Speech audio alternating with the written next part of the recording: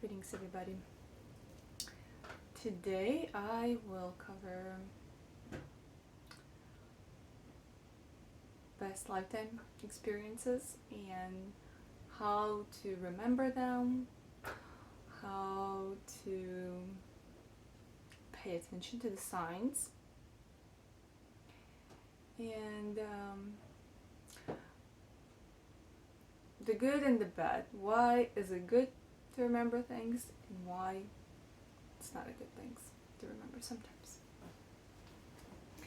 First of all, once I started to dive into past lifetime memories, I actually was not even aware of what I was doing, to be honest, and only looking at my life back, I realized my soul was already resonating with some of the messages.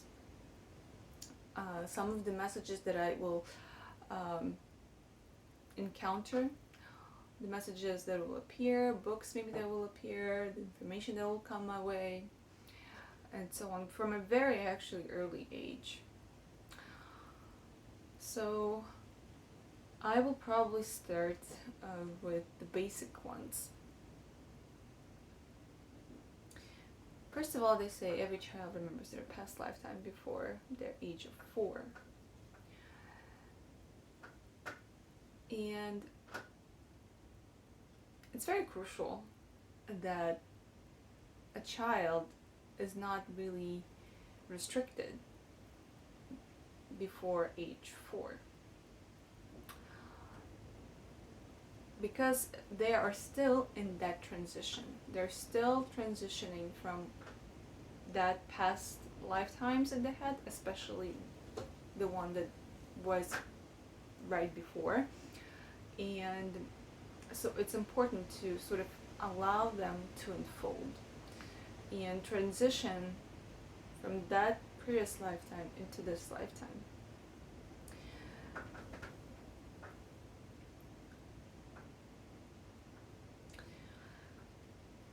What type of past lifetime is actually fairly easy to determine, or at least find a little hints. Because you need to understand, everybody comes with its own karmic baggage. And that karmic baggage is based on tendencies. Also, I know some cultures it's called, particularly Hindu culture probably, it's called vasanas, which is like tendency or sort of like a habit. So why somebody has like certain habits, right? Habit is something that was already formed and repeated over and over and over. So, for example, why one person will be maybe attracted to certain places, they want to go to Europe. Another person will be thinking, Europe, like I don't have nothing to look over there. I would rather just go to Middle East or Asia. Why? There's got to be a reason why one person is more inclined to go to Europe and maybe look at beautiful cathedrals, or another person will rather go to South Asia and look at the temples over there. It's not by a coincidence. It has a very strong reason behind that. And the reason is past lifetimes. It is actually really that simple. Really that simple. Once I started to remember my past life in Egypt, I remember that the first time I grabbed a book about pyramids when I was around 10, and I was so fascinated about Egypt. I was dreaming about that Egypt. When I was reading about pyramids, I already felt like what is truth and what is not truth. Oh, for example, pyramids are 4,000 years old, and I was like at the age 10, no, they're not 4,000 years old, they're way older. I already knew that. But of course, by society, we're so suppressed that it will be sort of nonsense to, if a 10-year-old child will go to their parents or go to school and tell them, no, actually, pyramids are not 4,000 years old. I remember that. Of course, obviously, they will go, they will be maybe mocked and will be told that this is not true. And that's how it creates doubts and your memory. So if you find, is there something particular that you're attracted to? It could be places, it could be time, it could be maybe certain items that you feel, wow, like an item for a particular time that you feel you're so resonant with. Just keep in mind, they hold certain energy, certain memory from the past. Now, that's probably like a general rule to discover a past lifetime. Some people actually don't have past lifetimes. This is their fresh, new lifetime. There are people like that too. Or maybe they had a lifetime of an animal. Maybe he might be actually. Excuse me, might be. Got really good, strong winds. This is what happens when you start speaking the truth. I apologize. Sometimes Matrix does that. What was I saying? Oh, maybe they'd be attracted to certain animals. They might have, maybe they're a lion or lioness in past lifetime, and they're really truly attracted to lions, right? They'll have maybe clothes of a lion, or they'll have photos and images of a lion everywhere, right? Or they could be labyrinths too. So labyrinths, another species from our vast universe. So another very interesting to discover your past lifetime is tapping into your emotions. And this is sort of a very unpleasant way to discover your past lifetime, because oftentimes what we remember, even from this lifetime, what do we remember? Event that cause the most emotions in us. True, oftentimes we actually block those emotions.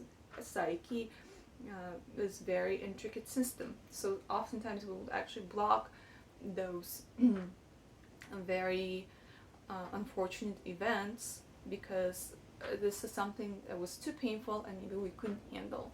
That happens as well.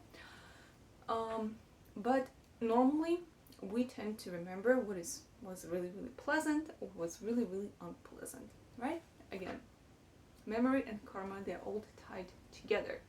So a spiritual seeker is not afraid of emotions. They don't resist their emotions, or at least their intention is not to resist, rather than go deeper within themselves, allow it,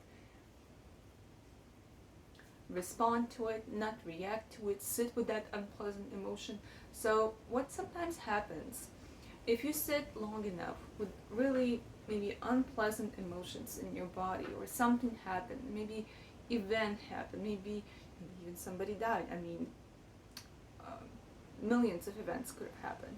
But if you sit in that, you may start to tap into actually your past lifetime, and you start having visions. Maybe you've been crucified, or maybe you're a witch in a past lifetime, right? Like things like that.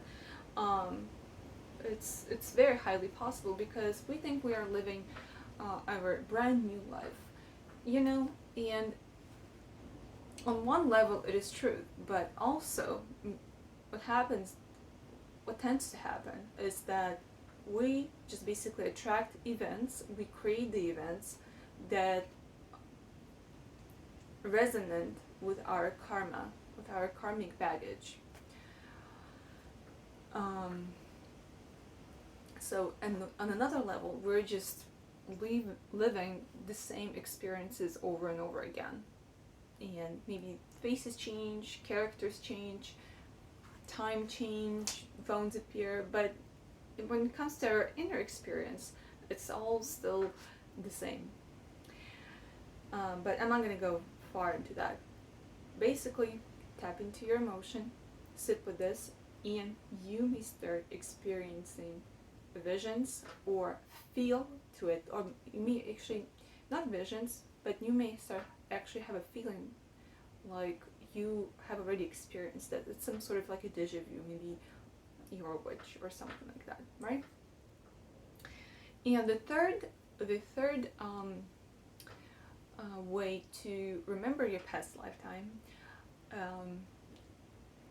which doesn't really happen very often to people, but sometimes it can happen, which is remembering your past lifetime through your dreams. Oftentimes, I know people dream about their past lifetimes. They dream that they're in a completely different body, or maybe even bodiless. Yeah, they can. Maybe they're just observer or like some sort of blob of energy. And they look in the mirror. They have absolutely different looks. So those dreams, something very important. There's something not to ignore. They will feel absolutely different than your normal dreams. They will be very vivid. They will be very emotional, and you can even sometimes recognize. You can even see your relatives in a different bodies, or maybe your loved ones in a different bodies. So that's really interesting experience to do that. But of course, in order to manifest that, you need to work with the dream realm, practicing maybe either like lucid dreaming, or at least having dream journal, or just simply have an intention of remembering your dreams. Dream journal, I know it helps a lot of people to remember your dreams, because it sets the intention that, okay, today I will be remembering my dreams. Of course, psyche needs to be unlocked, right? That's sort of prerequisite for this third step. The fourth step I know some people also use is hypnosis. Probably pretty much straightforward. I personally never done that. I've used the other three methods of remembering my past lifetime. Hypnosis is, I think, was practiced, was created by one of the famous authors. I can't remember from the top of the head.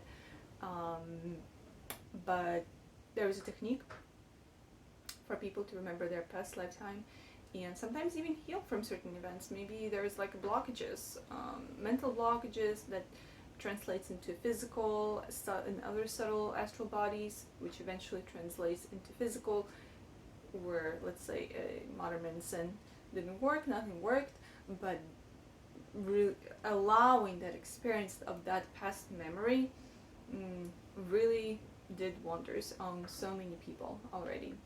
So you can look up regression, past lifetime regression sessions, and see if they're available in your area. Now,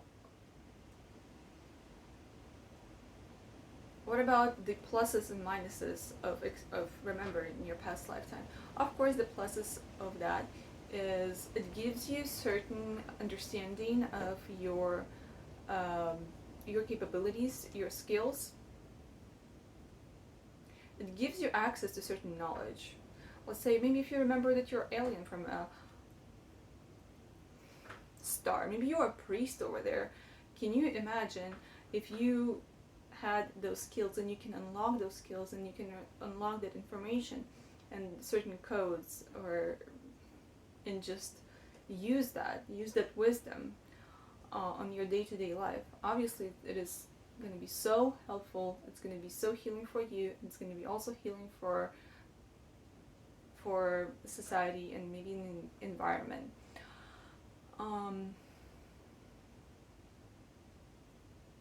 It will also help you to choose what you're here to do. Maybe you just remembered you were an excellent poet in a past lifetime, and then you realize suddenly you remembered from your childhood that you always liked reading poetry, and this is something you need to do.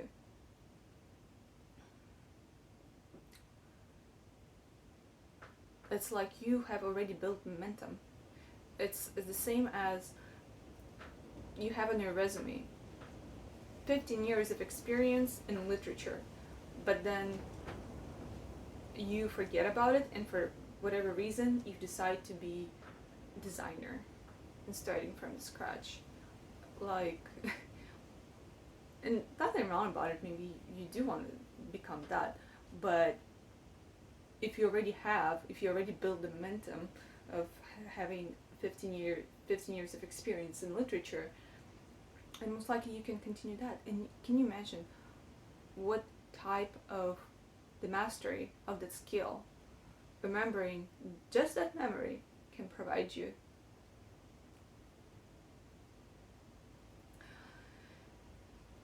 So that's one thing.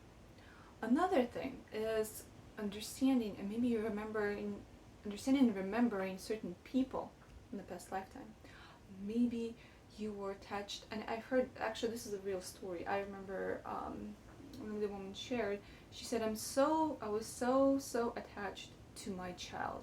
Like, I'm so, of course mothers are attached to the child, but obviously that was the case. It was unhealthy attachment. She was so scared, for whatever reason, losing this baby. He's gonna get lost, or something will happen to this child, to the point where it was just not becoming it's not healthy to this child. All right. And so she did a past lifetime regression, and it turned out that that child was a lover in her past lifetime, and I think maybe he got killed or something. I don't remember the episode details, but she was able to experience that memory once again, and it healed her. She allowed those feelings, and now she's having really great relationships, and she doesn't feel attached anymore to that unhealthy degree to the child that she has. And maybe some people, of course, will feel weird out, like, I don't want to know, maybe my husband was a child, or I was a child in the past lifetime. So obviously you need to be ready to unlock those memories, okay? Now that's more of on the negative side, but oftentimes it actually helps us to understand why could be really attached to one person, and maybe feeling such a strong aversion to another out of nowhere. That person didn't do anything wrong to us, they didn't harm us anyway, nothing, but we just feel strong aversion to that person. Now, I'm sure there are many more, but I probably just listed one of the obvious ones. Now, obviously, the negative ones will be quite the opposite. Basically, a lot of people, they're not ready to experience. Maybe you're really a witch and you were just burned alive in the middle of European city, and that pain was the burning sensation was so painful that you would rather not remember that. Which sometimes is actually better not to remember than to remember. And oftentimes, actually, our psyche will not really show us for something that we're not ready. So, for example, the first three methods that I've mentioned, they're soft methods, okay? They're more like, they're not as harsh as, for example, doing the past lifetime regression. Past lifetime regression is almost like we are doing something, like we're forcing our psyche to go there. The other three methods are more soft. They're not as piercing as the past lifetime regression. So that's one thing.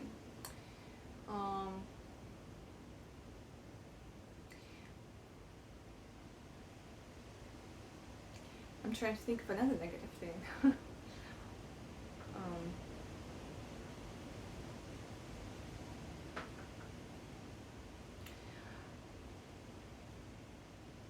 Maybe there's also could be very intricate dynamic between us and other people. That doing the past lifetime regression is not a good time. Maybe we're involved in this person, maybe, like I said, maybe people feel weirded out, maybe my child was my dog, or my dog was my child, and it can create unnecessary entanglement, it can create unnecessary attachment, alright, so, or just weird maybe feelings, so one must be really ready to remember that and really have a deep intention of remembering. Okay, so I think that was it. I hope you enjoyed this video. I hope it brought you clarity, and I'll see you next time. Bye.